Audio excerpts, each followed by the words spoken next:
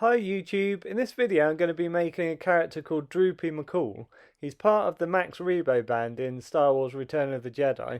He's the one that looks kind of a flesh colour, and he looks a little bit, I think, like a golden mole is the closest kind of animal I can think of that he looks like. So I'm just starting off with this wire frame. As you can see, I've drilled a couple of holes and put it through some plywood. This is going to be the base, and then I've just twisted the wire around itself. This is 2mm thick aluminium wire, so it's very easy to bend. This just gives me my overall shape. Then I cover it all with aluminium foil. As you can see here, what I try and do is press it all really quite firmly, and just gives me the basic shape again in more of a three-dimensional form. But I can keep adding to this and refining it, so I'm not too fussed that it's not perfect yet. If you don't remember Droopy McCool, he also plays a musical instrument that looks a little bit like an oboe, and I'll make that later on. But the next stage is to cover all of the aluminium foil with kitchen paper and PVA glue. I use wood flooring glue because it's much stronger than normal PVA glue. And this just gives it like a sort of a really thick outer skin that is really tough. You can build up as many layers as you want with the kitchen paper and PVA glue. It's just a case of brushing on glue and then adding a sheet of kitchen paper, brushing glue back over the top of the kitchen paper to get it to soak in. It's just papier-mâché basically, but with really strong PVA glue. All of the techniques so far are really fast. The twisting the aluminium wire, then the aluminium foil, and then this with the PVA glue and kitchen paper is all very quick.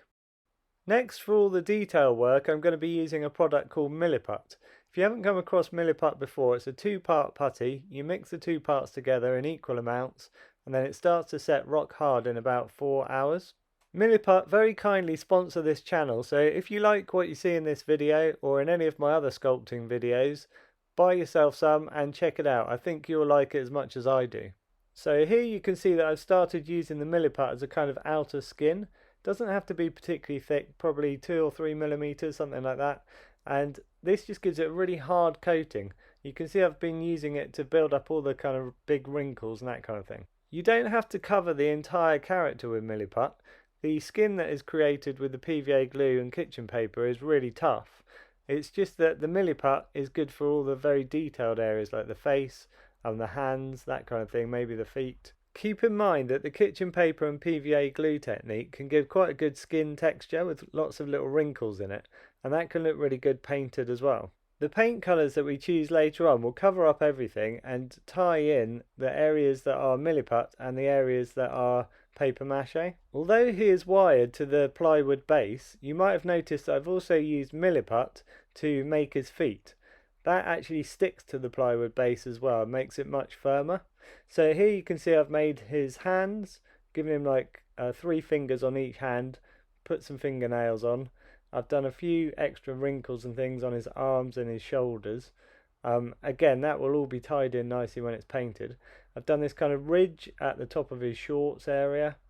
I've bulked out the hips a bit more with some extra aluminium foil and papier-mâché.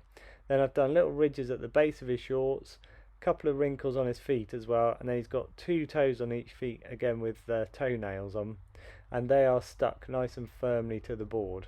So at this point I decide that he's ready for painting, and I just start by mixing up a flesh colour.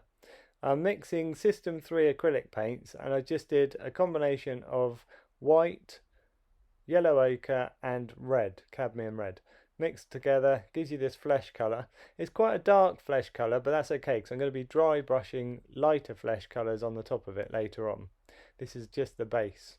You can see that the edges are a bit rough where I meet the shorts, but that's okay because I'm going to paint the shorts separately.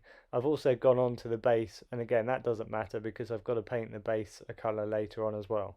You can see what I mean about how the paint ties everything together. Even just with this base colour of flesh on, it's starting to look a lot more kind of solid and a lot more like the character it's supposed to look like. So next I just mixed a dark red with a dark green to give me a dark brown colour. And I think I added just a little bit of white in with that, and that gave me this base colour for his shorts.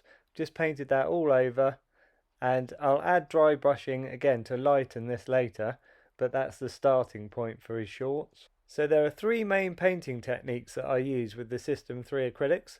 First one is just to mix the colours and add flat colour. That's what we've done so far. Then for the next stages, what I do is something called a wash. So in this case, what I did was I made like a very dark brown colour, and then I really watered it down. That gives me what's called a wash, and then you can just brush that into all the kind of cracks and things, and it sinks down into those deep areas. So this is really good for kind of giving sort of shadow effects, making your character look a lot more kind of three-dimensional. The final technique is called dry brush. It's usually used with the lighter colours.